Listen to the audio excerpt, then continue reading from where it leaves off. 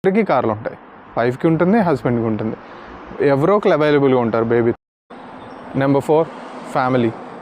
Family అని ఎందుకు అంటున్నానంటే ఫ్యామిలీ కన్నా ఇంపార్టెంట్ ఏం లేదు కదా. సో మీరు కనుక ఇంకా ఫ్యామిలీ అంటే ఇంకా స్పెసిఫిక్గా చెప్పాలంటే మీరు కనుక ఒక బేబీని ఎక్స్పెక్ట్ చేస్తే మాత్రం కార్ అనేది కన్ఫామ్ ఉండాలి. ఎస్పెషలీ ఉండే చెకప్స్కి, అపాయింట్మెంట్స్కి, ఇంకా వైఫ్కి కనుక డయాబెటీస్ ఉంటాయి, ఇంకా ఆ చెకప్స్కి. So multiple monthly at least 2 to 3 checkups ఉంటాయి ఈజీగా. సో మీరు వర్క్ మేనేజ్ చేసుకుంటూ అండ్ చెకప్స్కి వెళ్తూ అంటే it will be too much tough. అంత ఇన్కన్వీనియన్స్, అన్బేరబుల్ ఇన్కన్వీనియన్స్ ఉంటుంది. నాకు తెలుసు, నేను విన్నా, నా ఫ్రెండ్స్ దగ్గర నుంచి విన్నా. లక్కీగా నాకైతే కారు ఉండింది. ఆ కన్వీనియన్స్ నాకు తెలుసు అండ్ ఇన్కన్వీనియన్స్ నేను కూడా విన్నా. సో ఆ టైం కల్లా మీరు కార్ లైసెన్స్ చేసేయాలి.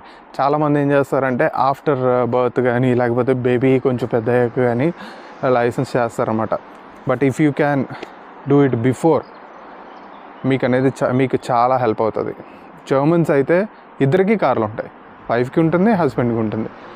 ఎవరో ఒకరు అవైలబుల్గా ఉంటారు బేబీతో. అంటే బేబీకి ఏమన్నా అయినా కూడా ఎవరో ఒకరు, ఎదర్ వైఫ్ కానీ హస్బెండ్ కానీ ఎవరో ఒకరు తీసుకెళ్ళిపోయేలా ఉంటారన్నమాట కిండర్ హార్ట్స్కి, అదే చైల్డ్స్ హాస్పిటల్కి.